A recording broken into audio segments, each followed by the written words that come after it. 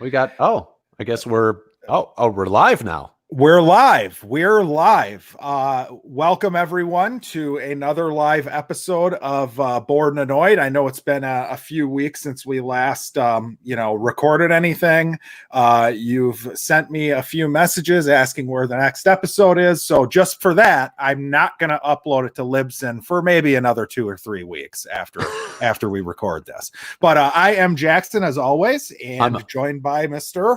Home at the Movies. Right. And we don't have the opportunity to redo that because we're live. So I just look like an asshole, which is, how I live my typical daily life. But I guess let's start with quarantine updates. Home, anything going on quarantine related that, in your life that you'd like to talk about? How is it treating you? Are you going nuts? Where are you at with the quarantine? It's a really weird situation that we all find ourselves in, I don't know. And maybe you can answer this. I'm probably, of the two of us, maybe the more neurotic of the two. Okay. And if you're neurotic or you're anxiety ridden, this is not a great time for you. Even if you are an introvert, I think I'm a good mix of the two. Like, I like my alone time, but I also really like being around people. If it's people I like, obviously. Sure. But this has been really trying for me. I want to say like 2 weeks ago, I broke a little bit. Like I was not handling it well. And there were personal things that were going on at the time as well. But this has been really, really tough. Now I'm not going out without a mask and like being like picketing everything and being like, open up because like, right. Fucking, like I have elderly family members that I care about, and I have people who are immune deficient. Like, I'm not gonna like open up America. Like, I get the point behind all of that, but like for me, it's like it's been tough because I feel like it's a role that we all should have, and we should all sort of embrace it because it's for the greater good. But it's not been great. It's really not. How about you? On that note, it's like it's tough because I always, like everything, I feel like there's a middle ground, right? Like you can't stay shut for fucking ever. Right. But you also probably doesn't make sense to gather in groups of 1,000 people and bitch about it 2 feet away from each other, whatever. So it's probably somewhere in between. Right. Right. But it's hard. I still have work. You know what I mean? Me too. So, and my job is going really well. So I can't like judge someone who's extremely pissed because they don't have work. You know what I mean? So, So yeah, again, it's somewhere in between. You did give me a funny thought though. You're bringing up being neurotic. I hope to dear God that Curb Your Enthusiasm somehow plays Larry David stuck with Leon in quarantine and like them going out in public with like wearing masks and Larry freaking out because somebody gets within like 6 inches of him or something. Yeah. That needs to happen. So get on writing that now, Larry. But I'm sure it's a thing. But for me, like people who have like a family or they have like a pet, like the building that I live in, like no pets allowed. So I have no animals, and I don't live with anyone. So it's just me 7 days a week. Thank God for streaming. Oh my goodness. Yeah. Can you imagine if this happened in like the 60s or the 90s? Like, right. I mean, like, as far as like a time for this to happen, I don't know if there's ever been a better time. Not that, like, that's like your slight silver lining to the whole thing. Sure. But it's not great, especially I feel for anybody who's in my position. Which is very selfish. Yeah. By yourself in like a 1 or 2 bedroom apartment. Like that can be a little rough unless you're very rigid in sort of your routine. It can be rough. Well, there's probably pros and cons, right? Because, you don't have, not people's relationships, spoilers to everyone who's not been in one or has been in one or whatever, but little spats break out. And yeah, they can break out more in quarantine. So yeah, that, but having your alone time might be good. I mean, I think we're lucky that we're as passionate about watching shit on the TV as we are, because it's given me an excuse to sit and watch shit that I maybe wouldn't have watched. It's given me something to do, I guess, as far as that's concerned. But yeah, you get to Friday and like the work week's wrapping up and you realize that like it doesn't even feel like you're entering into a weekend because you can't do anything different anyways. Yeah. You're on Friday night. I mean, me and the wife would like to go out to dinner and a movie or whatever. That's the typical Friday night. And now that's dead. So it's like, where are we going to order from? Whatever. And it's amazing how when you can't do something, how it drives you nuts. I mean, I'm about as lazy as they come.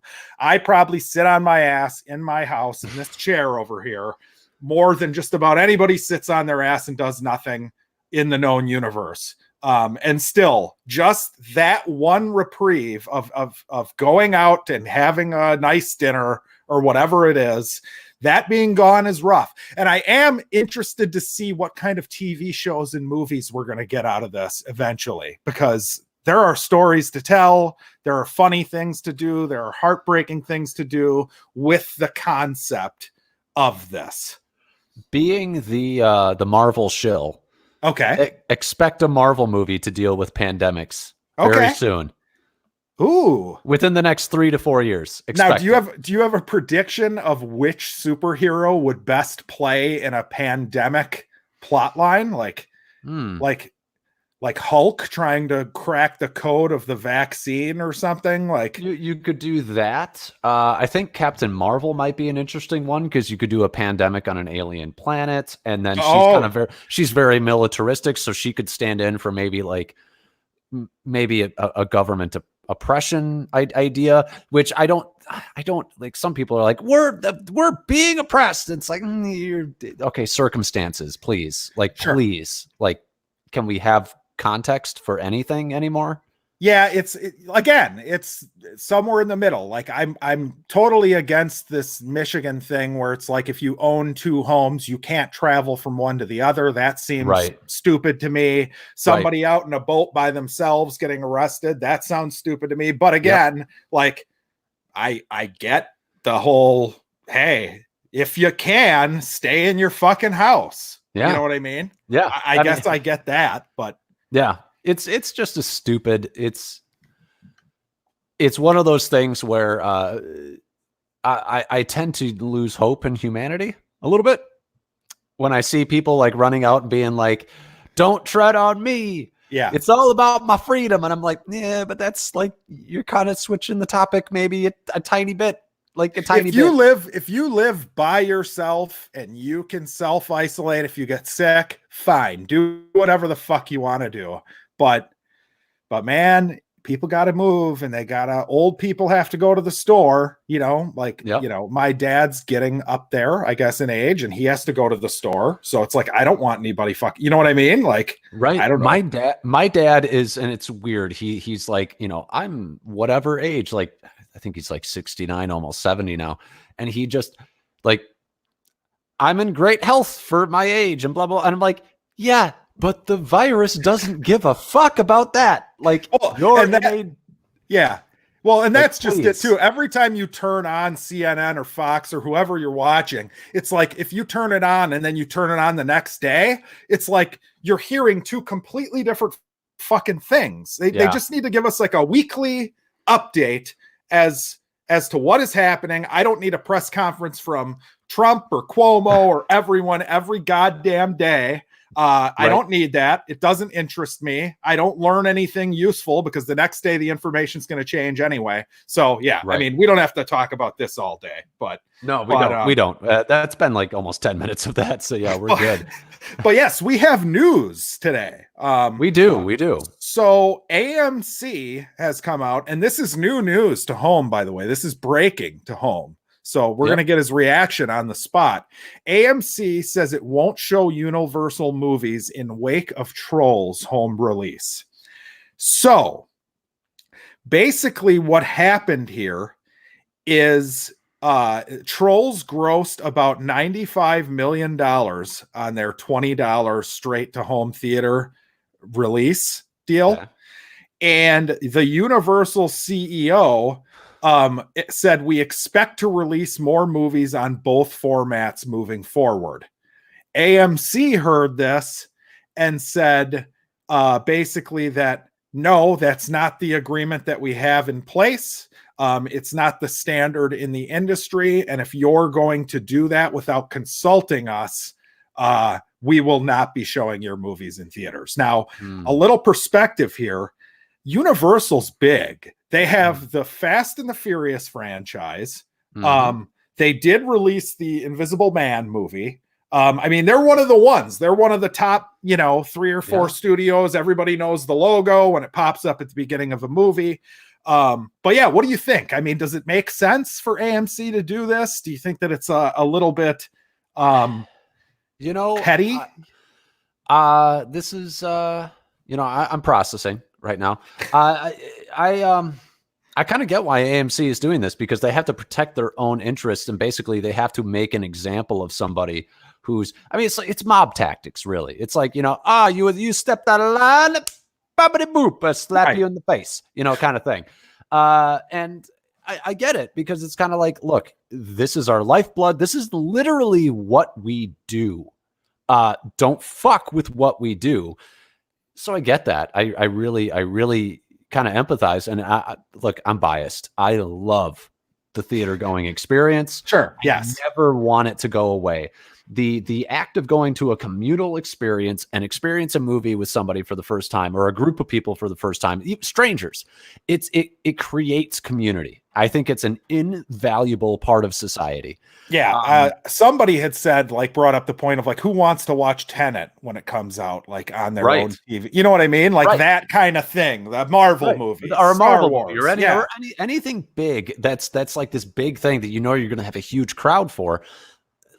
There's nothing like it, really.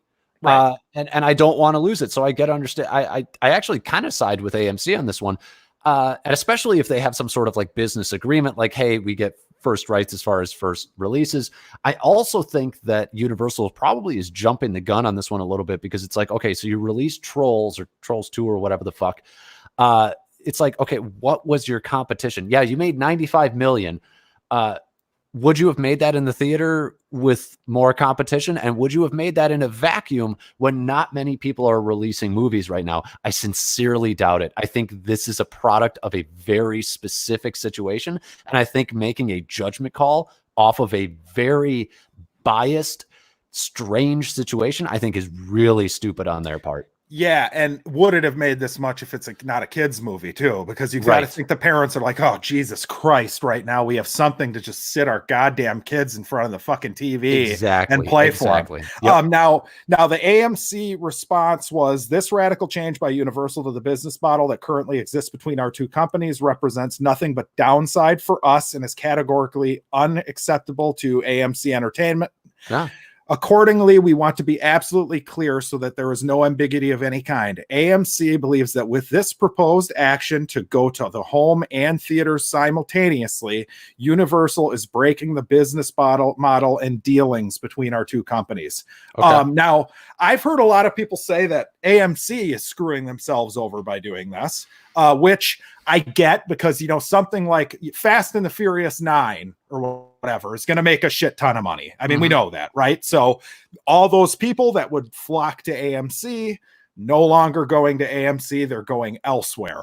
Right. But AMC is the largest chain of theaters. And if they don't play your movie, that's going to affect you too. Right. So the idea that this is one-sided and it's only going to screw AMC, I think, is short-sighted. Too. Yeah, no, I agree. This is not actually good for anyone, really. No. But I think that you might actually see more theater chains actually follow suit, because it's kind of the idea of it's solidarity, if you get the entire, I mean, look, there's movie production and then there's movie exhibition, that's kind of if you want to break down movies and sort of the movie industry, that's kind of the two sides of it, really. And it's if you're fucking over half of that, good luck to you, because that's half of your business right there. So to your point, Regal Cinemas said that before this happened, other studios have called and said they've reassured us that there will be no change. And basically said other studios called us in a timely manner and told us that in the current situation, they want to shorten the window for movies that were already released as cinemas are closing. Most importantly, they reassured us that there will be no changes to their window policy once the cinema business returns. So Regal is putting up a stink on this too. They're not as quick to say, hey, we ban it, but AMC is the big boy on the block. They're the ones with the most power to possibly now honestly, we're talking about all this, and my thoughts are that somebody's going to sit down. It's like the Sony and Marvel thing, right? It's just a bunch of blustering bullshit, and eventually they'll come to the table and figure something else out, because it just doesn't make any sense. Right. Well, I mean, and if you look at like the general trend of sort of how like the industry has been going, is like the window between theatrical release and streaming release has been shortened dramatically. You know, it used to be like 6 months. Now it's closer to like 3 months or maybe even 2 months since it's been out of theaters. It's crazy. It really is crazy. So, I mean, this is like basically just a fast forwarding of that. And I think, you know, movie theaters obviously kind of being, I don't want to say movie theaters are antiquated, because I really don't think that they are, because I think anybody who actually likes, you know, it's like, yeah, you can go and watch a football game at the stadium, or you can watch it at home. Like, it's great at home, but there's literally nothing like going to a game live. No, and a great opening night release like Endgame, for instance, it feels like a sporting event. That's the only thing to compare it to, really. Like a concert. I doubt there's probably about anything in life that I would trade for like that experience, or like Infinity War, or like, you know, like seeing these big movies in a group of people who are very passionate about it. There's nothing, it's strangers you've never met in your life, and you're having an emotional experience with those people. Yeah, whether it be good or bad, like whether it be good or bad, like the guy laughing at Rise of Skywalker, who's like my favorite person in town. After like, that yes, that guy is a goddamn hero. I love that guy. We agree. Crazy news though. I mean, there's major shifts are happening in the way that we work because of this. I think. Go to events, and maybe in a year or two we'll say, okay, well, it wasn't as much of a change as we thought, but yeah, there are shifts happening because of this virus. And yeah, to your point, I would just be so sad if the new James Bond came out and I was just like sitting in front of my TV ready to hit the rental button when it got released on Amazon or whatever, you know. Like, I'm sorry, but we're humans. We're a species where we're communal. We exist in societies. Like, we like, as much as like people want to kind of bitch about like other people, we like being around other people. Yes. And I think that's a valuable thing. And I think it's worth saving. Unless you're at a movie and you've got assholes being loud or whatever. That happens too. I'm not going to deny absolutely. And that, you know, and I kind of feel like that you almost know what kind of movie you're going to get that with too. Right. Like if it's like a horror movie, I always know there are going to be assholes. Yes, it's true. It's true. Yeah. But yeah, that's enough of that. Our topic this week, right, which by the way, is horror cooking show. What is it again? Who would make a good cooking show horror villain? I mean, we kind of like we kind of like what did we do? We kind of like freshened up for the kids, you know, like low key hashtag YOLO, like all of those phrases. Like we threw that in there. Like, who would make the best YouTube cooking show for a classic horror villain? So I forgot about the YouTube aspect of it. So I was thinking, okay, yep, I got it though. You're picturing the cameras on the horror person, they're cooking the meal, whatever. Now, before I hopped in here, I was talking about this with the guy I'm doing the Friday the 13th thing with. Sure. And he read the name of the episode and he thought something different that I think we should just loop into this. Oh. what about like the Gordon Ramsay type host who's like the host of the show where the cooking contestants are like, so we can go back and forth on this. Now, who was your pick for horror movie or horror cooking show host? My pick was Jigsaw. Okay, from the infamous Saw franchise. From the Saw franchise, yes. Okay. And set this up for us. Like, is this a weekly deal? Is this I mean, obviously, like, look, the guy's got issues. And I think that he would do a great job of, you know, I think like he might be he's vengeful. He's a vengeful, angry little man. I'm going to refer to him as if he was like the actual tricycle doll that exists in the franchise. Look, he might make an entire series about cooking the least favorite foods of people that he hates and then feeding it to them. Okay, so he is actually like the actor, the guy is the host. It's not because no, it's the doll. It's the doll. Okay, and so who's cooking the meal? Who's cooking the meal? Here's the thing. Here's the thing. This guy has the most intricate fucking plans out of like any fucking horror villain. It's insane. It's insane. Like this guy plans everything out. And it's like, look, okay, I've got examples. I prepared slightly. I actually had a professional actually look this up for me. Good. At least one of us did. There's a they gave me the razor room in the original Saw. Okay. That's your cutting and tenderizing right there. I remember that. Yep. I remember that. There's a furnace from Saw 2. There's your oven. There's also a head twister. There's a head twister, apparently.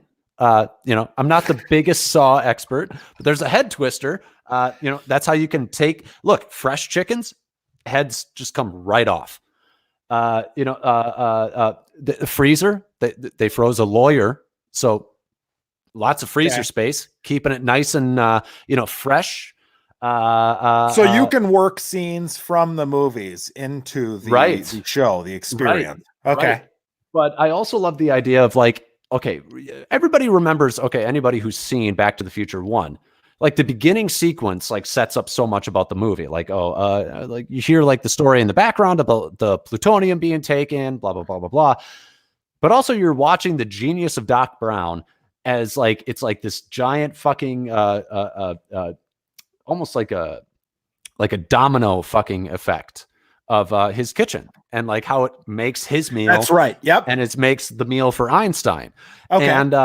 And this is what I picture Jigsaw doing. It's just a bunch of levers and pulleys and spikes and kebabs, and it's the most entertaining cooking show because it's just, what's he gonna do next? How's he gonna make a mechanical machine that's going to fucking actually cook the food for you?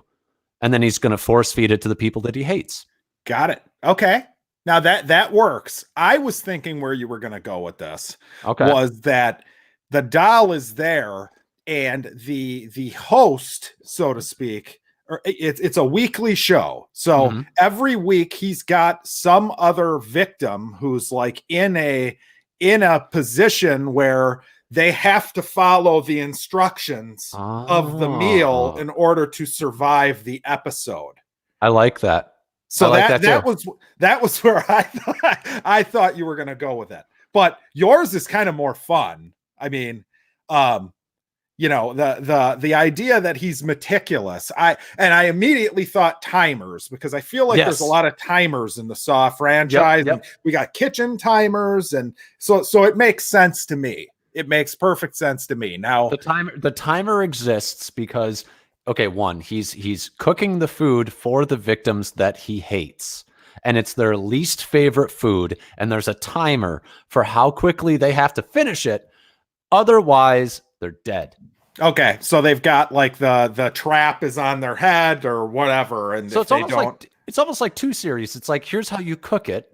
Okay. And then here's your reaction series, watching somebody eat it before they might die. I would love to hear, because he's always got a reason for why he picked these people. You know, there's always like they're a horrible person in their life, and you know, they cheated on their spouse, or they, you know, were a bad business person who screwed everyone over. I would love to hear, you know, what kind of things did these people do where they have to eat a poor meal, a bad meal. It's not a bad, it's a great meal, but it's their least favorite type of food. Like if you hate Indian food, he's going to make you eat Indian food. Okay. So it's doable for these people. It's kind of like, oh wow, that looks great. That looks great. I would love to have that. I love Indian food. Oh, here's this guy who's like allergic to Indian food or allergic. Oh, so you hate this guy then? As the viewer, you would hate the person who has to eat the food because you're yes. What an ungrateful and you're like, fuck you. This is great. You have no taste. And then you're kind of happy when they get killed because most of them are going to get killed. Okay, yeah, on YouTube. And then the video will get banned, and then he'll get YouTube, and then he'll get deleted off of YouTube. All right. So I have been watching the Friday the 13th movies, so that's what's on my mind now. My first thought was Jason. Not much you can do with Jason, but a YouTube cooking show that is a prequel to Friday the 13th Part 1, where Mrs. Voorhees in her sweater, looking very nice. She just hosts a regular cooking show.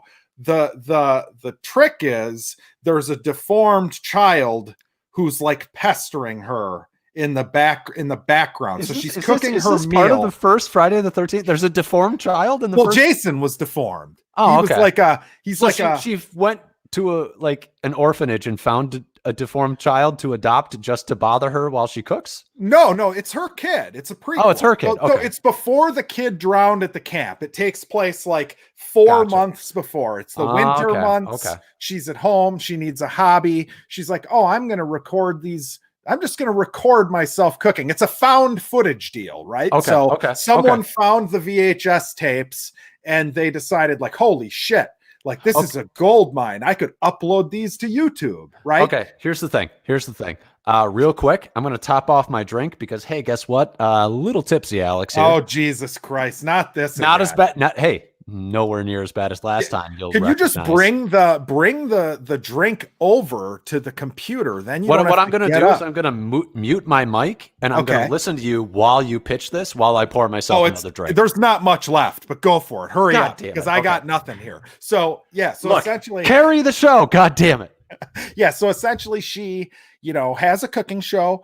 She's very like Martha Stewart-y, right? She's very proper because when we met Mrs. Voorhees in Friday the 13th, she was very nice seeming lady when you first meet her.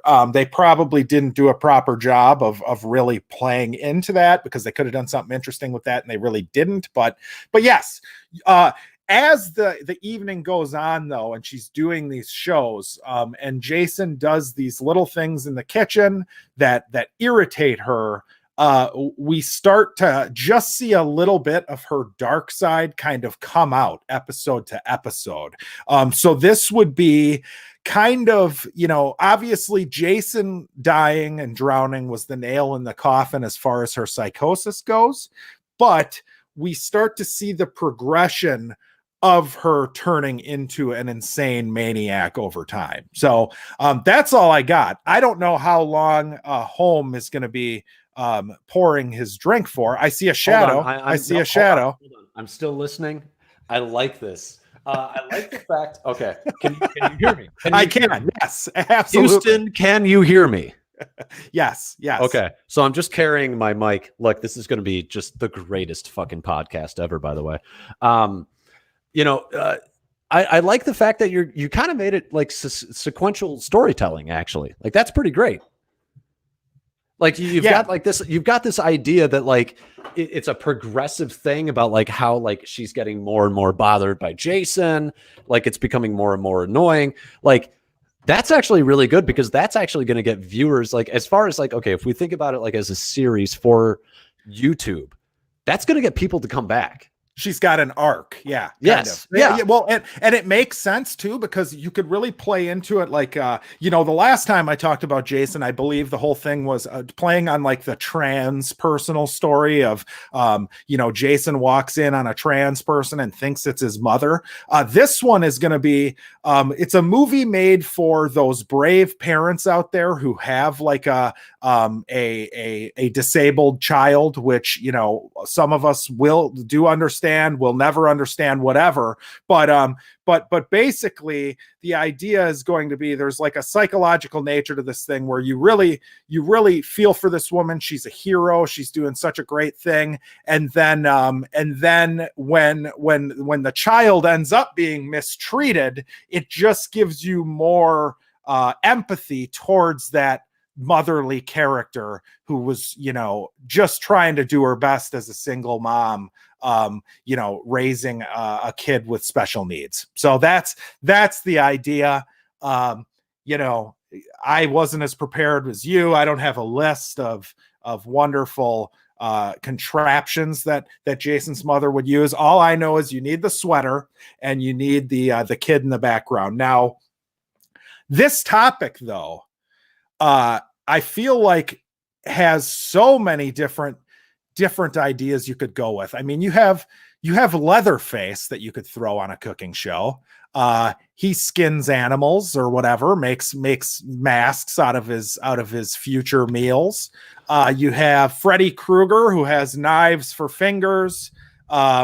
He, actually did have a cooking moment in Nightmare on Elm Street Part 5. That was a great choice for the thumbnail. Bon appetit. Yeah. Yep. I mean, it's there. He could do so much. Chucky. I mean, Chucky in the kitchen. I think Chucky is just entertaining as hell as a character. So watching him cook, like watching him do anything would be great. It would be great to watch him like force a woman to cook and bitch at her through every step of the process about how fucking bad she is.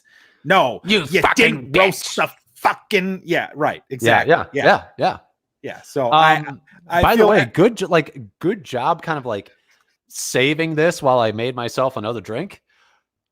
Children, drinking is bad. I almost filled the whole time, and I had nothing going into this. This was just woman in a sweater cooking. That's not all like I you had. Not like you had like 3 weeks or anything. No, I did. I was not aptly prepared for this. Okay, look, little insight into the show here for the viewers. We don't prepare for anything. I literally reached out to an expert today, an hour before the show. Hey, I need a favor. Yep. Yeah. Right. Your phone a friend. I phoned a friend. Right. Like it was kind of great. Like, but anyways, look,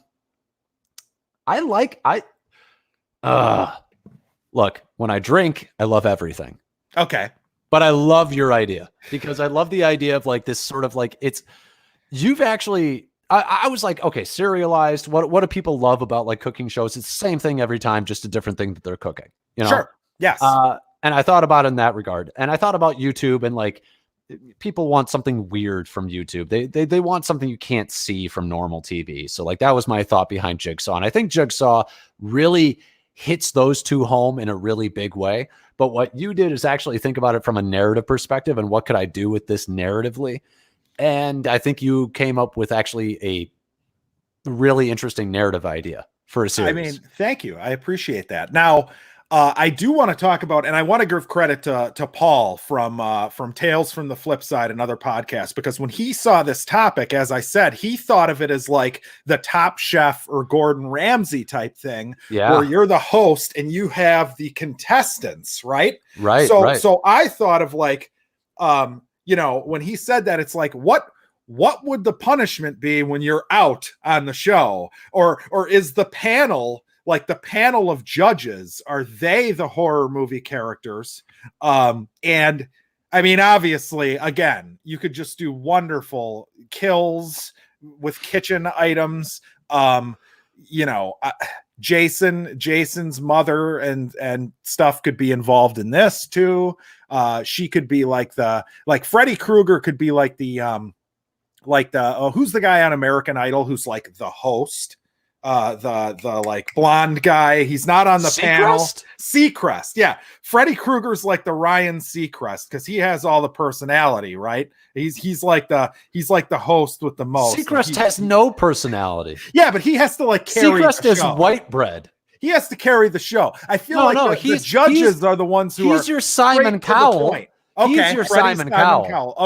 Okay, so he's you the put your most personable, most interesting person on your judges panel. That's what you do. So who's the host? Oh my God. That's the series right there.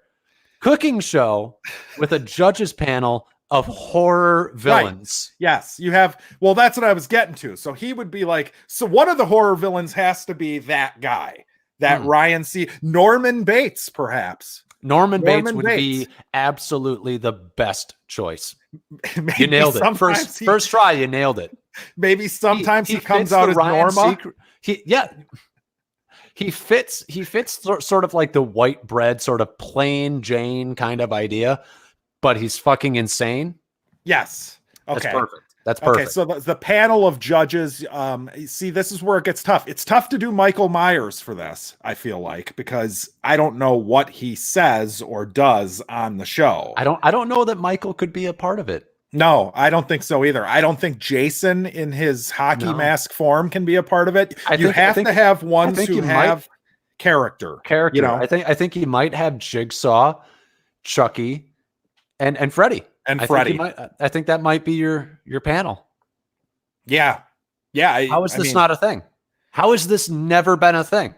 It's a great SNL sketch, if anything. Yes. SNL, if you're hiring writers, I'll just give you premises and somebody else can write it for you. Yeah, I'm picturing like you get the cast who did like the Jeopardy sketches back in the day with Suck It, Trebek, and Burt Reynolds with Norm Macdonald, and So that's the other way you could spin this. I don't know anything else on the cooking show topic before we move on to our next segment here. No, I love the idea. Going back to my idea. I love the idea of Jigsaw just creating these very elaborate puzzles for people to try and, I think part of the fun would be like, can I cook it like Jigsaw? Can I create what he created in his kitchen to make it myself? That's a funny thing about cooking shows is that who the fuck is actually like following along and making these things? Like nobody does that. I've never heard of a single person. I have never known anyone who like has the ingredients, they record the episode on VHS or whatever they watch it on, and they follow along meticulously through the process. So you're literally watching it to see food that you will never eat in your life. Yeah, and you're like, that looks great. I would love to have that. And then you never have it. You can't have it. Yeah. So so the other thing we did this week is we watched a movie. We watched Extraction with my boy, or our boy, Chris Hemsworth. So we both like Chris Hemsworth quite a bit. I mean, your boy. I mean, my boy. I mean, our boy. Yeah. I mean, everybody's boy. What a boy. He really won me over in that goddamn Motel whatever movie where he was like the bad guy. The God damn it. The El Royale. Bad Night at the El Royale or whatever. Yeah, he really won me over in that one. He was great in that. He's great in that. He's great in Rush. Yes, he is. That's true. He's easily the best part of the Ghostbusters remake. Never saw that. Thank you, God. It's an abomination, but he's actually fun to watch in that. Even though the joke is, oh, look how pretty and stupid he is. Yes, that's the joke. Because if you're good looking, you have to be stupid. Yeah, but even so, he's got a charisma. But yeah, he's kind of great. And then he comes out swinging in this one, where he's kind of like, yeah, guess what? I can still do action movies. It doesn't need to be Marvel. Now, Now, what overall spoiler free take from you? I know you like the action. That's about, or maybe you didn't like the action. You just thought it was wild. But what was your overall thought on the movie? So overall thought was I was kind of impressed, actually. Okay. Now look, it's not a good script. Like it's not a bad script. It's just kind of a generic script. So generic. Yes. But the action is fucking wild. The performances are good, and it does enough to create characters that you are behind, even if they are a bit cliche. Right. And I kind of really fucking liked this movie. Okay. I really fucking liked it. You probably liked it a little better than I did. It's not great. No, it's not great. The action is awesome. It's very when I first turned it on, my first thought, oh, this is Call of Duty the movie. That's like how I was watching it. Sure. And the action, there is a scene in this that is an 11-minute simulated one-shot scene where we have a car chase into an apartment building, into a car chase, knife fight, whatever. It's insane. Awesome. Yes. It's awesome. So fucking cool. Now, the movie itself, nobody's bad in it. Chris Hemsworth is pretty good in it, but there's not much to chew on here. No. But it's also my biggest gripe with it is it's so predictable. I mean, every single thing that happens, like there's a turncoat character in this, and it's like the second I met him, I knew where it was going. Right. And that kind of get me down. I really liked the kid. Actually. The kid is really good. There's a second kid who kind of gets sucked into sort of like the underworld of this is India, I believe it takes place in. Yes. And he gets sucked into the underworld of India and sort of like the organized crime section. He's actually pretty good in this. The secondary sort of rival character in this that Chris Hemsworth has a amazing action sequence in, the one that you aforementioned, the 11-minute one. The ponytail guy. The ponytail guy. He's actually really good too. Like, I actually think there are very good performances in this for what they're given. Right. They're very understated. Like, they're very quiet characters. Yes. Brooding characters. Like I would say the plot is very bare bones minimum. Yes. It's there as sort of a loose structure to get you from action sequence to action sequence. Sure. And normally that bothers me, but there's just enough character. There's just enough character that makes you care, because the kid, you like the kid. And Hemsworth, even though it's the standard, I'm a brooding asshole with a fucking tragic backstory. Yes. Like got it. But also there's just enough there that you care. No, it's for especially for a Netflix movie. Yeah, I like it. It's theater worthy. Yep. I would agree with that. And it's crazy. Like, this is the directorial debut of it's very John Wick in that it's the directorial debut of a stunt coordinator. Yes, and and it's also, we should note, it was written by one of the Russo brothers and produced by Russo. Both, right? Yep. Is that correct? Produced by both, written by Joe Russo. So what that kind of lets you know is that Joe and Anthony Russo are really good at adapting good screenplays, but they're not the greatest at doing their own screenplays. But with what they had, I mean, I suppose that's true. So like, I'm kind of shitting on this movie. I'm playing devil's advocate a bit, but I can't say that I didn't enjoy watching the movie. It's one of those. It's just, you want an entertaining movie. I mean, you could theoretically tune in and out of this for minutes at a time. Yep. Like, you're looking at your phone, whatever. All of a sudden, an action scene starts. It gets your attention. And when you're locked in, it's awesome. I would say. I would say probably the problem with the movie structurally is that the amazing action sequence takes place in the middle of the movie and not the end of the movie. Now, you need that to suck you in, because structurally I'm kind of like, this is kind of a smart movie in that, well, okay, it's smart, but it's not genius, because the beginning like, let's just do structure real quick. Beginning is very exposition heavy. It's not great. The beginning is, I would say, easily the worst part of the movie. I don't like opening with what they opened with, but we can talk about that in spoilers. Right. I agree with that. Yeah, it works in other settings. It doesn't work here. But the beginning is the weakest part. And then like it kind of gets going, and then the middle happens, and the middle is very strong. You got this amazing action sequence, and then it kind of cools down. You got these nice little character moments, not great, but good. And then the third act happens, and the third act is fine, but underwhelming. Underwhelming compared to the second act. The second act has all the big character moments, and it has all the amazing action. And then there's not much character moments left for the finale, and there's really not an amazing sequence at the end. All the amazing sequences happen at the beginning and the middle.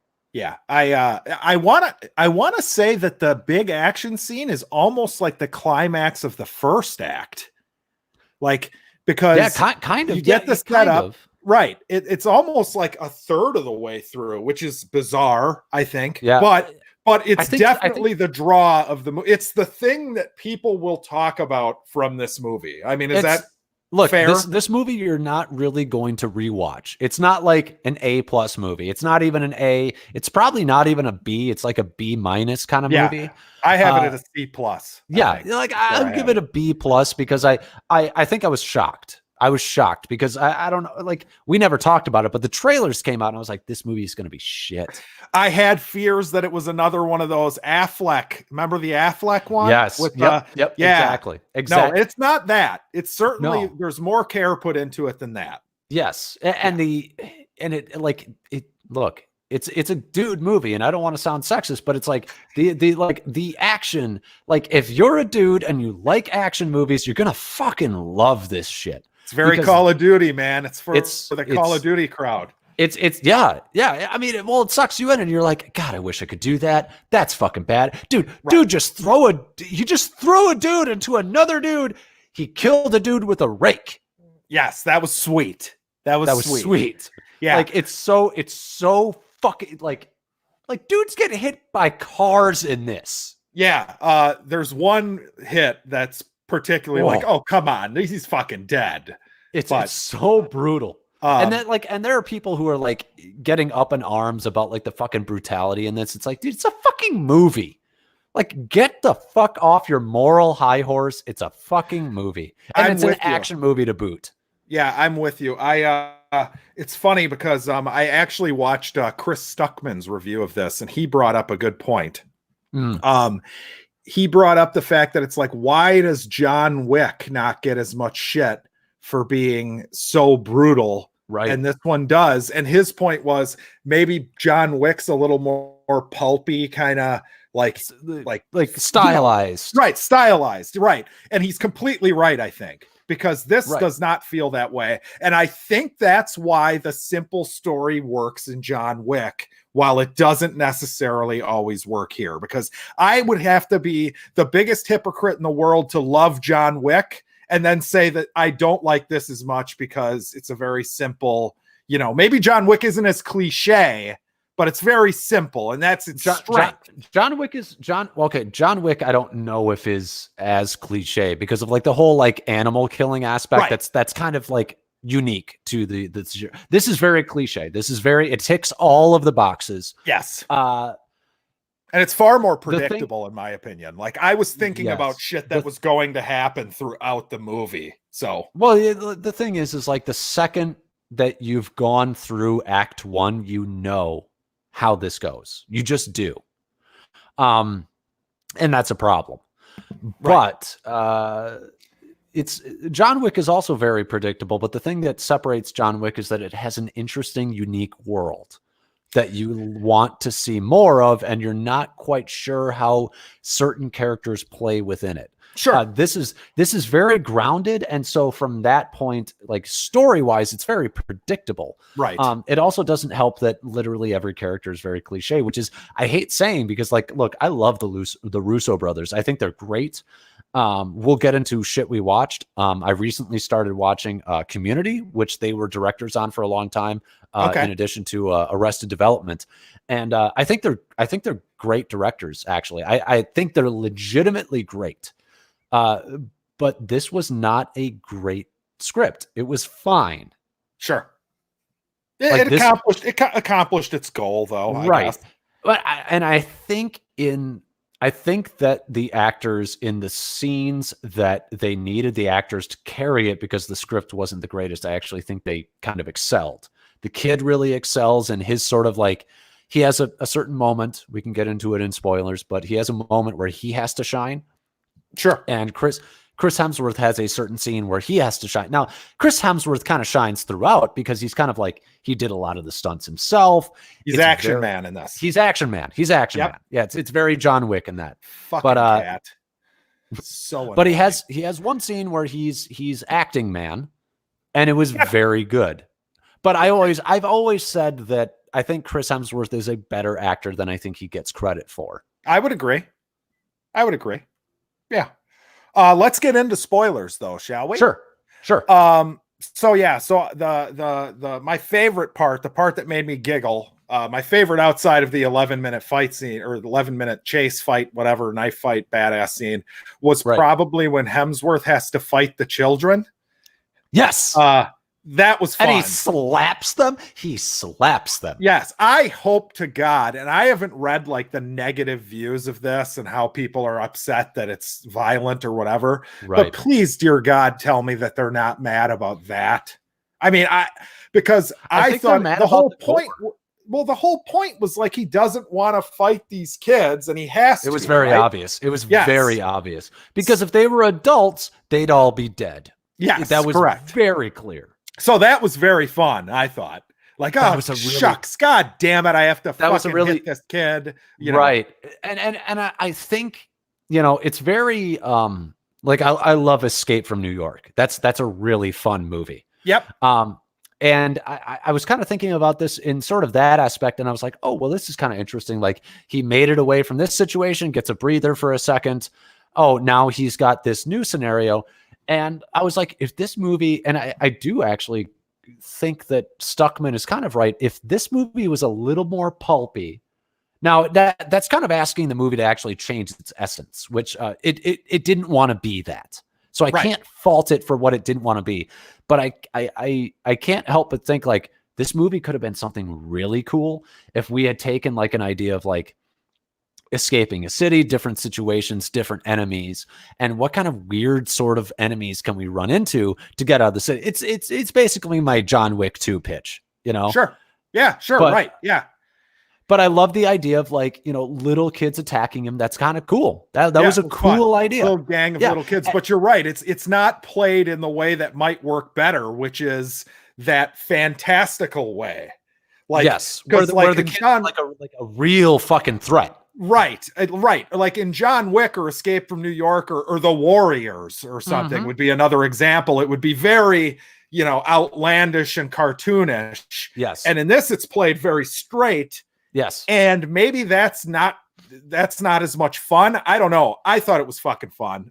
It's a really good movie. Like I love, really good is maybe an exaggeration, but like I love the moment where they have to go in the sewer for a bit. I'm like, dude, this is like, it reminds me of a video game, but in a different way where it's like, that reminds me of like a role-playing game, like an RPG where it's like, oh, you have to escape a situation. You went into the tunnels. Like, sure. That's, like that was kind of cool. And then like, David Harbour shows up and you're like, yes, fuck yes. Didn't know you were in the movie. The David Harbour part is probably my least favorite thing in the movie though. Is it really? Yeah, because it's so fucking predictable what's going to happen. And it's such cliche garbage that it's like, oh, my old war buddy owes me a favor. I'll call him up. And then he just shows up like, oh, he's in India. You happen to go on a mission. Yes. In a city where your old war buddy is. Really? And then the war buddy comes and pulls him out of the He's sewer, like the only literally white dude in India, apparently. Well, and then they go back to his house, and I'm just like, well, wait a minute. Like, we're acting like you can't get 4 kilometers away. Right. But this dude just went and picked him up and took him back to his house. Is his house like a block down the street? Like, it didn't seem that way. And then they go into the house, and the guy's like, oh, I gotta go. I forget what he has to go do, but I gotta get supplies. I have to go kiss my wife goodnight. Was that what it was? Yes. Was that what it was? Yes. Okay, so he has to go kiss his wife goodnight. Sure, that's what you're gonna go do. Yeah. That does give us room for the emotional scene in the movie where we learn the information we already knew because we're not, we don't have an IQ of 12, and we learn that Chris Hemsworth had a son who died of cancer, which we already knew because we just guessed. It was like, and he did though. He kind of knocked it out of the park for. You what thought he was good given. in that scene? I did. I thought he was good. It actually got me a little bit. Like, I knew it was coming. Like, sure, that, right. like, look, I'm not a fucking moron. I've seen movies, but it's like it did hit me a little bit, and the thing that made it better, and this is where, like, look, you can point to strengths and you can point to weaknesses in a script. The thing that made it good was the fact that the kid's like, like, have you always been this way? Have you always been brave? And then he's like, I'm not brave. Yep. I went to war so I didn't have to deal with my son dying. That was pretty good. And that was really good. Yeah, that was a really good script moment. And I like the idea that the kid he's a kid. So he's just going to ask these inappropriate questions. And I was waiting. Yep. Here we go. I guess this was the only part that I didn't guess was going to happen. Because I thought at some point him asking the questions, he'd be like, I don't want to talk about a kid. Right. Shut up. And then we will save that for later. But no, he just was honest about the whole thing with the kid, which I guess plus points there. Because that was something that I feel like other movies wouldn't do. I feel like you'd have him go like, shut up, kid, or whatever. And he'd try to really be grumpy and, whatever. And it kind of made sense to me, like, from a character perspective. I'm like, okay, he's been drinking. He's on pain meds. Like, he's on 0 sleep, and he just got his ass fucking kicked. Yep. Like, this kind of makes sense that he doesn't have it in him. Sure. To not do this. Yep. Yeah, and then David Harbour comes back, and he's going to murder the child. And for David Harbour's part, David Harbour is kind of always a win for most movies. He's just a character. He's made a career off of showing up in a small role in a thing and being extremely likable. But he also makes a good point. He makes a good point for trying to kill this kid. I think he makes a very pragmatic point. It's a practical, yeah. It's a very practical look at the situation. And a fight between Harper and Thor is actually a little bit closer than you would think for all those nerds out there. Yes, so they fight. But yeah, no, I didn't buy it. That whole thing I didn't buy. I didn't like any of it. Right. I wasn't the biggest fan of it because I kind of saw it coming. What I liked about it was the kid making the kill at the end and sort of not being able to handle it. Sure, for 5 minutes. Because he's like 16 years old and he just killed the guy. Yeah, but we don't do anything beyond that. Like, after that scene, we kind of just, okay, that happened. Let's run to the next thing. And that's where the ending makes a little, like, it's just, look, Joe, huge fan. If you ever see this, huge fucking fan. Not the greatest script because it never comes around in a sort of a narrative way at the end, because it's kind of like the idea, like, his dad would not blink. Clearly, his dad would not blink in this situation. We know that. But how does this affect him at the end of the movie? How does this inform his character and how he moves forward in his life after these moments, meeting this man and doing this action? Sure. And that's where, look, it's a fine movie. It's not great. No. It's got amazing action, though. It is fine. And it is a sign. The last 2 movies we've watched have been Netflix movies, and as good, if not better, than 35 to 50% of shit in theaters. I would agree with that. I would certainly say The Platform was, just because it was so fucking out there. But But yeah, this is something where if I went and saw this in the theater, I would never have left the theater and been like, oh my God, what a pile of shit. You know what I mean? Ever. So, so yeah, I recommend watching it, I guess. Yeah, it's a definite recommend from me. Now, did we even give grade? We didn't. No, I said C+. C+, I said B-. That's right. So here's my question now. So I mentioned in spoilers, we'd talk about starting the movie with the end of the movie thing. Yeah. That thing. It kind of killed the end of the movie for me because you're getting there. Right. Yeah. It doesn't work. The very end of the movie, he survives, I guess. I mean, it's left very ambiguous. He's out of focus. You don't know if it's him, and you also don't know if it's real. I think it's him. I think the Extraction 2 is happening. Which please, fucking no. Why wouldn't they? There's nothing here for Chris. Okay, look, I feel like right now I would be recorded by somebody who's like doing a retrospective on Extraction 2 and is like, this person said there's nothing here for Extraction 2, and this is why it's a masterpiece. But seriously, like, I really don't think there's much here. I really don't think there's much here for the character. You can do a lot with action, and actually, Chris Hemsworth really did a good job in the action sequences. He really did. But his character is very thin. You didn't create a very interesting character. So why would I come back? I mean, because it's on Netflix and fuck it. I mean, please no Extraction 2. We're getting Extraction 2, Alex. We didn't want Taken 2 either. We got that. And this is more likely than a Taken 2, I would say. The action was good. I want God, I forget his name, but can you look it up while I'm talking? Sure. The fucking director of this thing. I want him to direct more things because I actually think that he's got real fucking potential as a director. If this is a directorial debut and you're getting a B- from me and a C+, that's a good fucking sign because I doubt that you're going to go down from there. Sam Hargrave. Oh yeah. Oh, he was a stunt double for Chris Evans in the Captain America series, and then he became stunt coordinator, and now he's a director. There you go. So yeah, I'm for it. Yeah, give him a better script. Yeah. I mean, I think he did really good work with actors. Like, I think the actors were good, but like, he managed to capture those moments, which is a sign of like knowing what's good and what's not. Sure. So yeah, give him a slightly less cliche script. You don't want the crossover movie between John Wick and Extraction Man, Tyler, whatever his name is. They do have Tyler. They hit that home. Yeah. You remember it. Oh yeah. You know what? I would actually love that.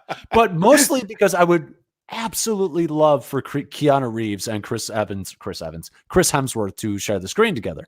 Sure. I like them both. I want them both to have success. So yeah, no, I would love it. And also I'm a sucker for crossovers. So yeah, crossovers. I mean, even when they're a disaster, it's always fun. Yeah. Yeah. At least they're characters, except for Chris Hemsworth's character, which is not a character. No, he's a cliche, but whatever. He really is. It's not really a character. It's true. I mean, he's still enjoyable though. But anyways, he's a good cliche. He's a great cliche.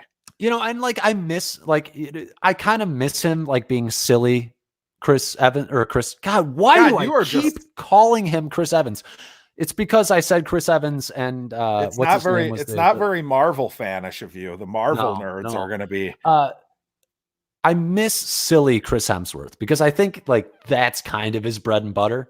But I think he kind of did a good job in this. Yeah, I would agree.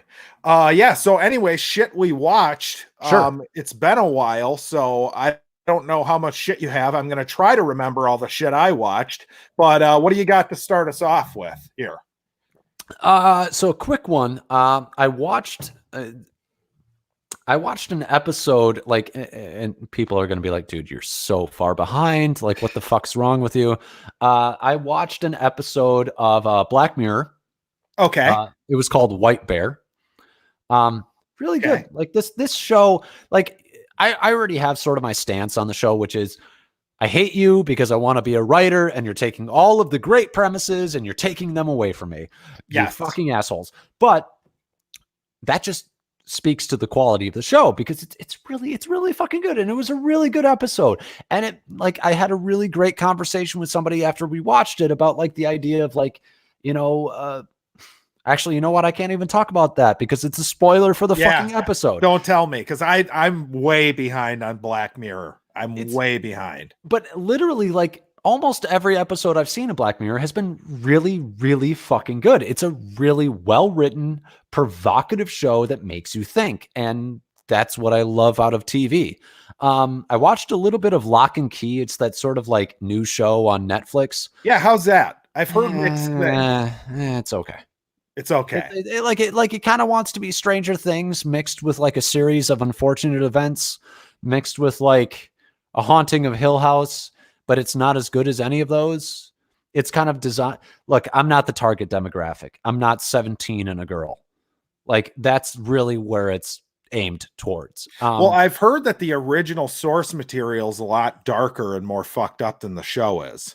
That's what I've heard. Well, I would have preferred that. It's not, it's fine. It's fine. It's not great. It's fine. Sure. I also was distracted half the time.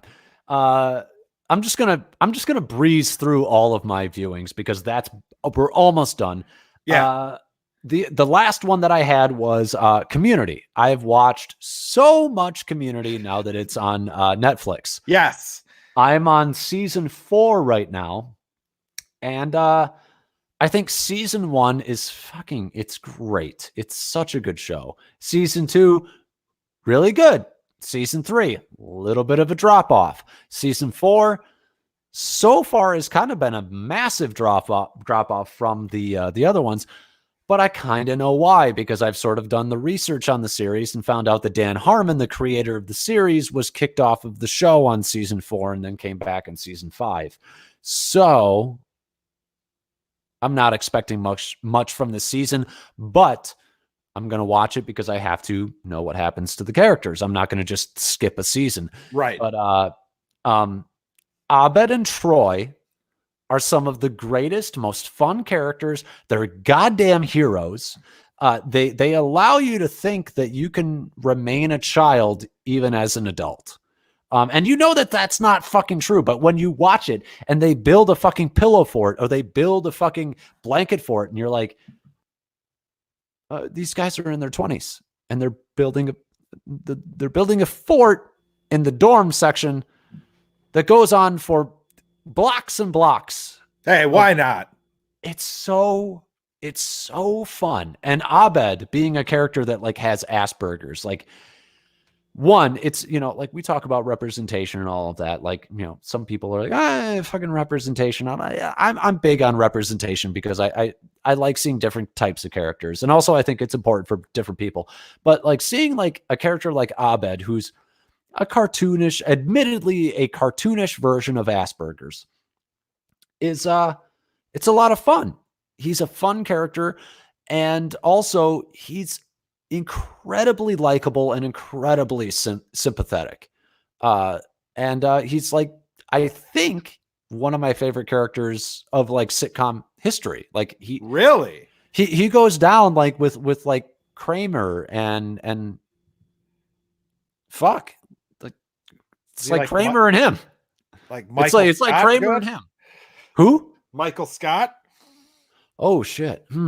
Yeah. I mean, yeah, he's kind of like in like the big trifecta. Like I love Abed. Like Abed is a great. See, I'm a George guy, so I don't want to hear this nonsense. I love George too.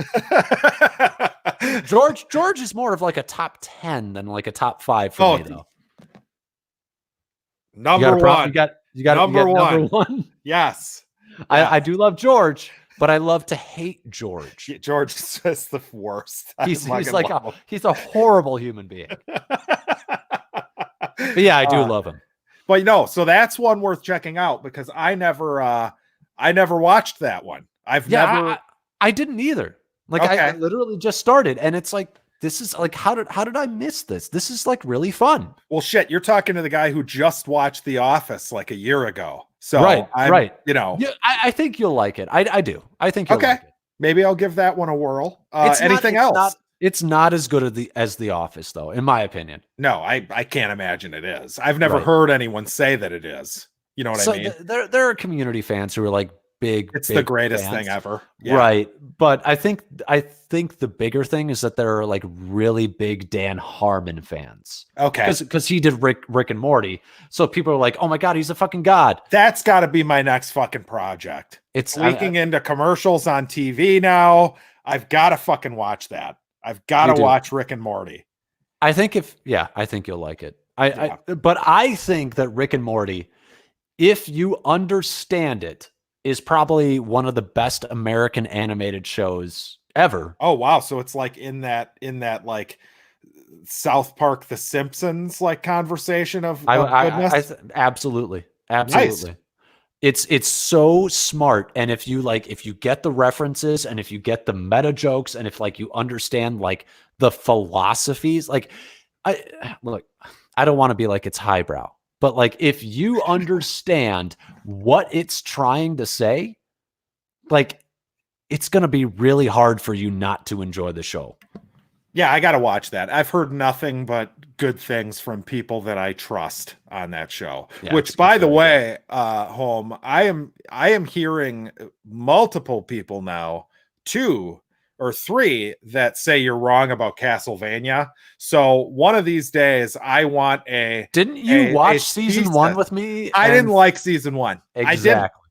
I didn't like season 1, but it's the same thing, just more. Okay.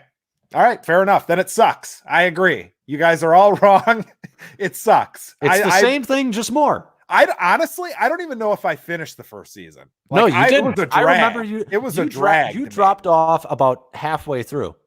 Right, but then I'm trying to explain to myself, like, okay, maybe this just isn't my thing. But it sounds to me like that's not it. Of course, like, because I trust your opinion, and it sounds to me like that's not the reason why. I don't think you'll like it because it's not very good writing.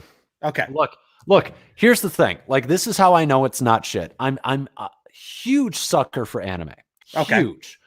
And if you have good animation and good music, like, you're 2/3 of the way to me liking your so show. it's watchable just with those. Like before the story even rears its ugly head, just those 2 things, it's entertaining to you. Yeah. And the fact that it doesn't have both of those and it doesn't have a good story. It's got decent animation and it's got decent music, but the story and the characters and the acting is bad. Okay. And I can't get past that. And if you like those things, fine. That's fine. You like what you like. Can't convince you otherwise. To me, it was garbage. All right, it's my show, so suck it. All right. Well, hey, you know what else is garbage? What? You could guess, probably. You might be able to guess. You might be able to guess, like, what would I have given a second shot that I knew was garbage on the second go around? It was going to be just as much trash as it was on the first. There's so many things. Okay. You watched too many things for me to guess that. So it's called Star Wars Episode 9, The Rise of Skywalker. You did not. Dude. Wow. Dude, wow. I put it in. I got the, I had to buy the set, right? Because they got the new 4K Ultra HD HDR Skywalker Saga, all 9 movies in HDR, whatever. So I had to buy the set, and I'm like, okay, well, I can't just watch this once. I have to. It's the newest one. It's the one I know the least. So I'll pop that in, dude. I couldn't pay attention to it, man. I could not focus on the movie. And every time I would look away or go to the bathroom or whatever, I would look back up at the screen and something completely new was happening. I mean, it was like, it's worse than I thought, dude. It's worse. It's worse on a second viewing. It's worse. Look, I will never revisit that movie because it's the Avengers Age of Ultron of the new Star Wars series. It's easily the worst. It's easily the most convoluted. Age of Ultron is so much better, though. It's so much. It's like Age of Ultron is like a C+, B- kind of movie. Yes, correct. This is like that's a fucking F, man. Like that's like I don't want to give it an. Maybe it gets an F. I don't know. There is stuff on it. Watching it like in really high resolution, like it is. I don't want to take away from the digital artistry and cinematography and all that stuff, because it looks fucking great. Like it looks the Emperor's Lair with the thing that he's on, like with the tubes in him and shit. Like it looks awesome. It's like a death metal album cover. You know what I mean? And but then you're at this fucking where they meet Lando at like the sandy planet, and it's mind-boggling how bad it is. It really is mind-boggling. It's terrible. I don't want to waste too much time on it. Bad. I just wanted to get that out there, that I gave it another shot. It probably won't be the last time. I'm a Star Wars fan. I love Star Wars. But yeah, Time 2, terrible. Let's get through some of the. Okay.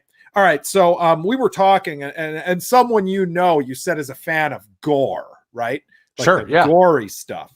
Yep. So Joe Bob Briggs' show is back. So Friday nights, he will be doing double features on Shudder, 2 random, like pulpy, usually 70s kind of weird movies.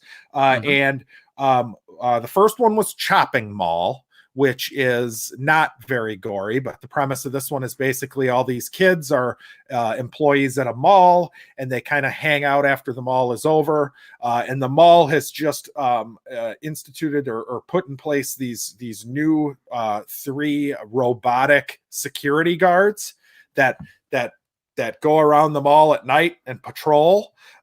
Anyways, there's an issue, and they turn into murderous robots that chase these kids around the mall. Kind of fun, stupid as hell. That sounds really stupid. Stupid as hell. That sounds really stupid. Yeah. But kind of fun. Whatever. The second film was a movie called Blood-Sucking Freaks. Oh boy. Blood-Sucking Freaks. Blood-Sucking Freaks. This is one that they played because Chris Jericho, the wrestler, was a guest on Joe Bob's show, and this was one of his favorite movies. Apparently, him and his buddies used to play a game where they would go to like the gas station where there were rental VHSs, and they would all have to pitch which weird fucking movie to rent. And he won with this one week.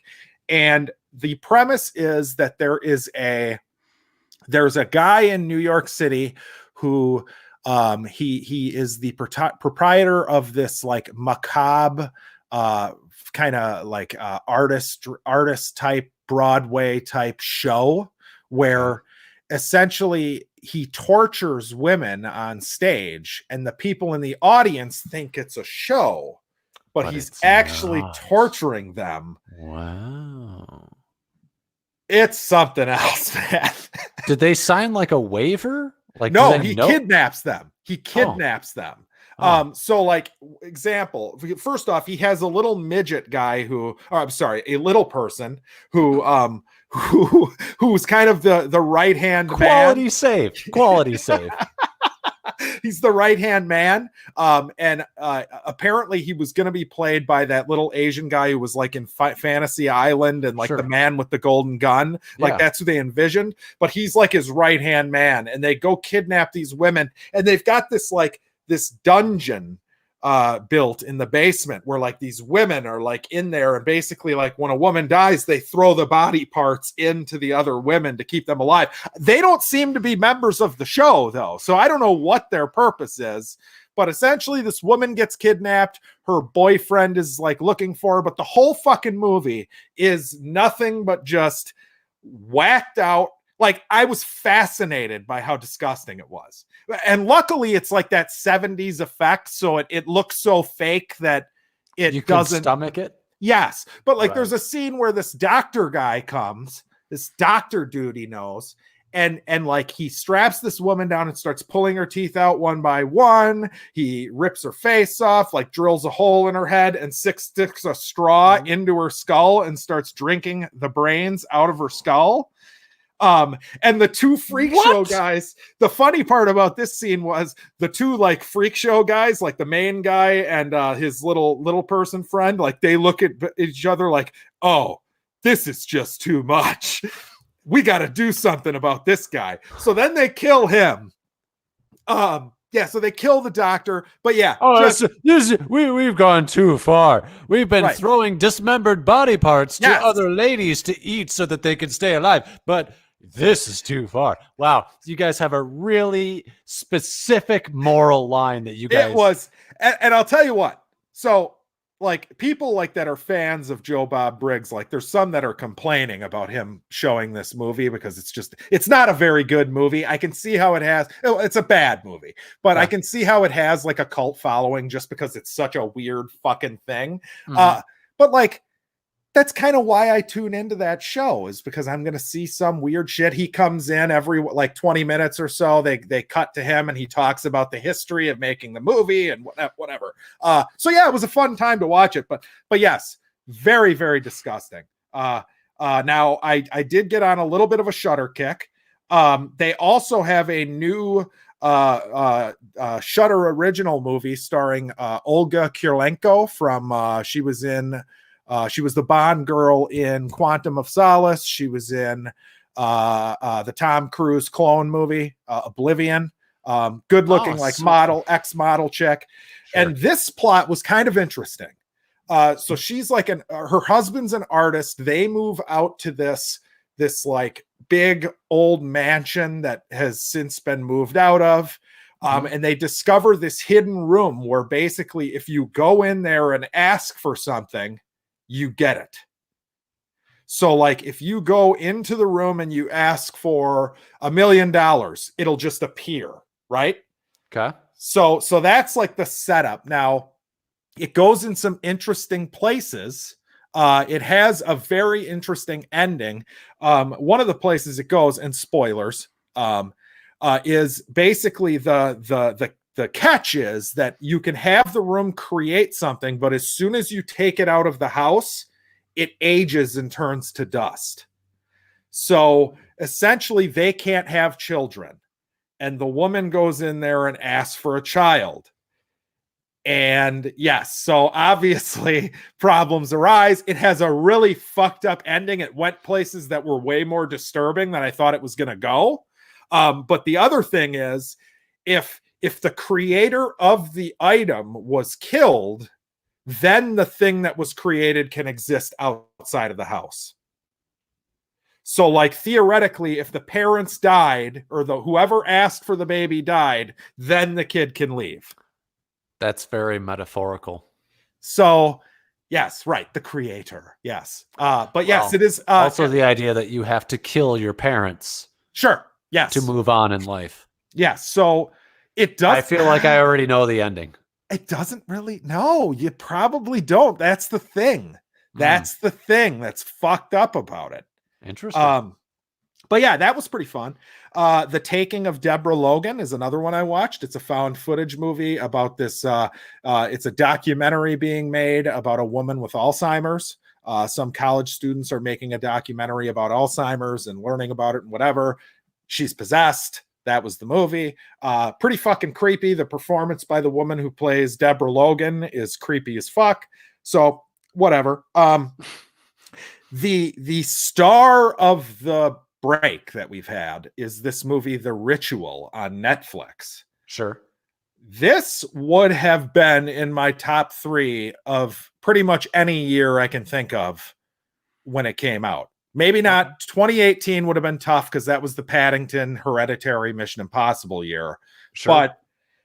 But this one, and I don't want to spoil this because I want you to watch this because I think you'll actually like this one. This one is there's a tragic thing that happens at the beginning. between these group of old friends. They're going to go on a trip to Sweden. It sounds like I'm describing what's it called, Midsummer, but it's not. Yeah. It's nothing like Midsummer. But they are going to go on a hiking trip. Something tragic happens. Fast forward to the hiking trip, and they're out in the woods, and essentially it becomes this like extremely intense horror movie with a creature. And it is fucking awesome, dude.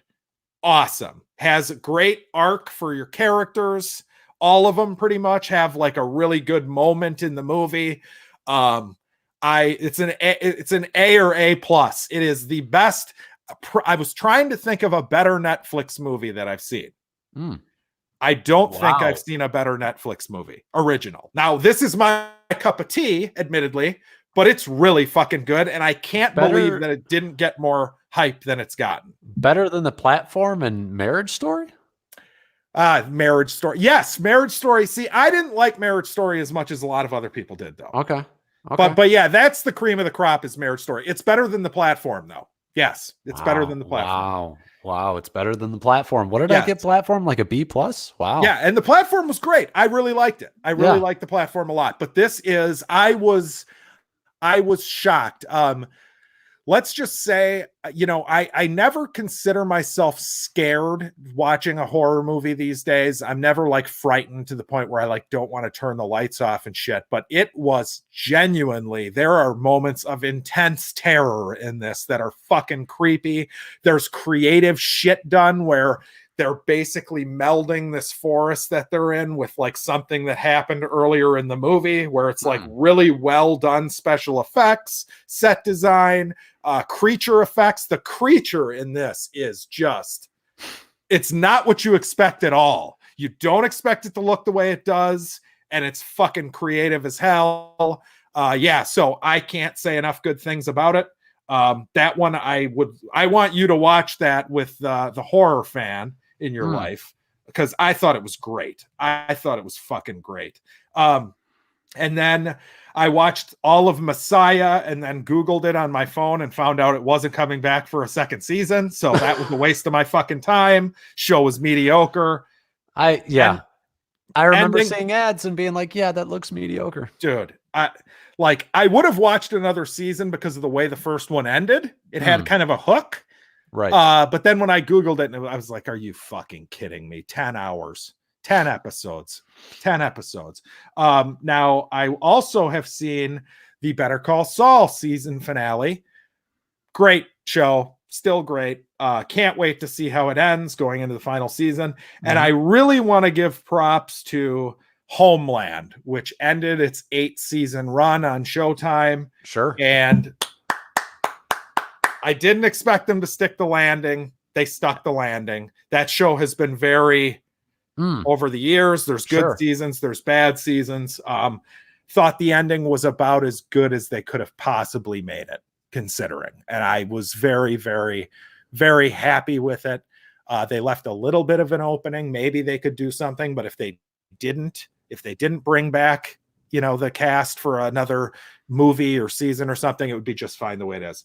And then the last 3 things I have to talk about are 3 things. Yeah. And I'll talk about them all as one. Wow. Comic books that I've read. Oh, wow. Okay. So check out on our YouTube channel. So where you're watching this, we did a review of Saga, all of the Saga, the entire series. Yeah. So apparently it's halfway done. So they're going to come back and do the other half eventually.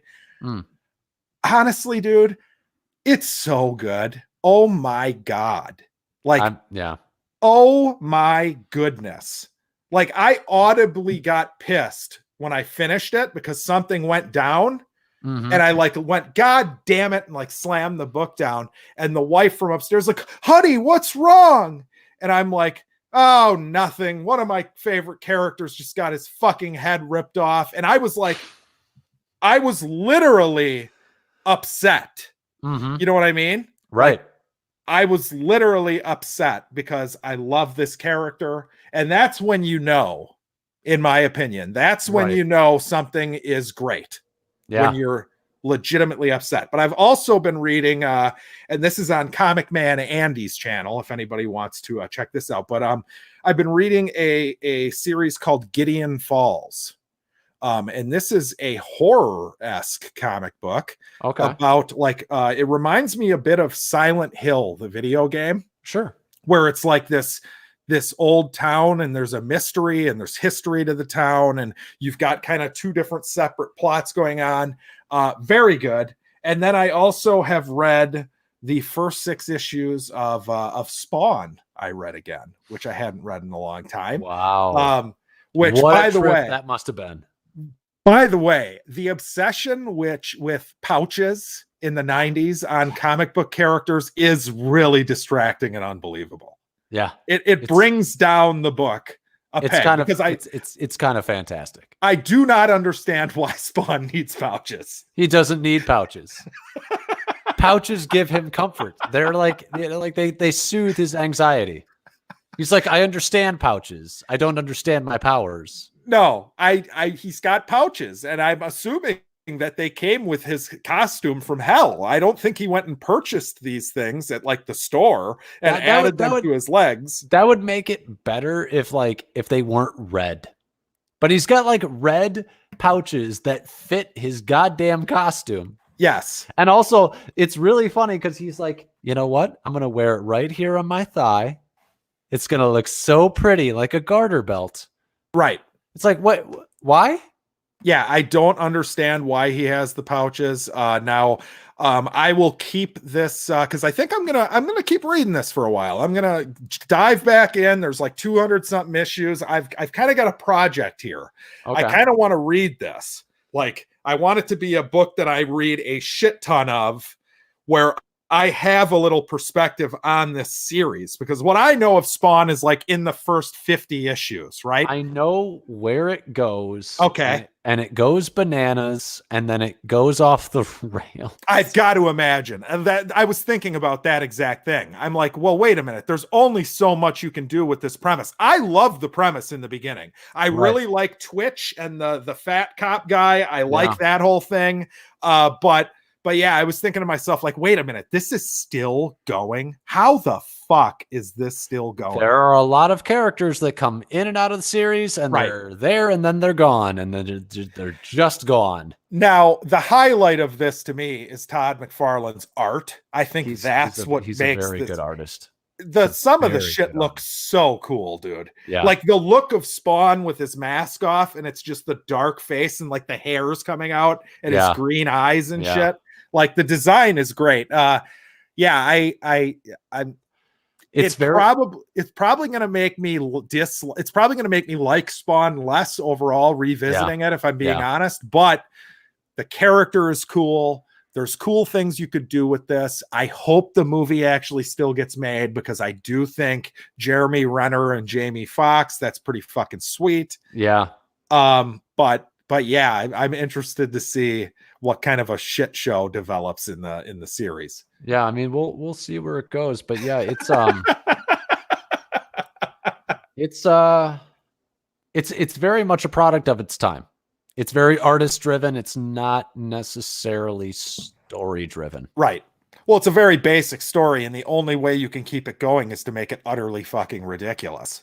Like, to me, it's like you could turn the story as it's been set up into like a 12-issue series where it's done. And it kind of would have been better if it had done that. Could be true, but I'll make that argument. Image Comics though had to print that money. That was their that was the thing. It's like, that was the cash cow. It was. So and yeah, I will point out that all 3 of those series are Image Comics. So they're still going and they're putting out. Image is better now than it was back in the 90s. Right. I'll just make that argument right now, because they have become the house for really cool, independent creator-owned comics. Right. Some of my favorite ones have come out of Image in the last like 10 years. 7 to Eternity, what is it? Tokyo Ghost? Something like that.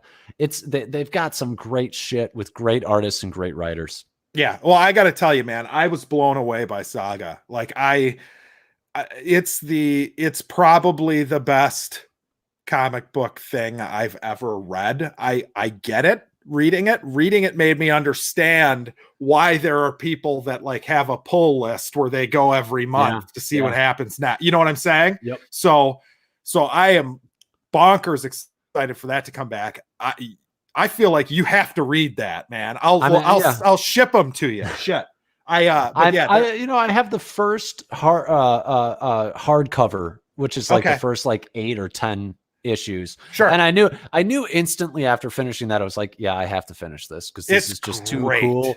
The art is good. The story is cool. The characters are way out there and interesting. Oh God. The TV people are like my favorite thing ever. Love it. It's so cool. There's a character who's got like a tube TV head and he's Prince Robot. And then you meet the king and it's like a big giant HD TV head. And I was just like, that's just, come on. That's just great. I'm excited. I'm excited to finish it.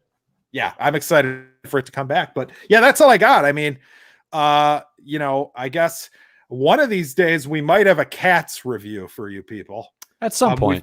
We've been mulling that over.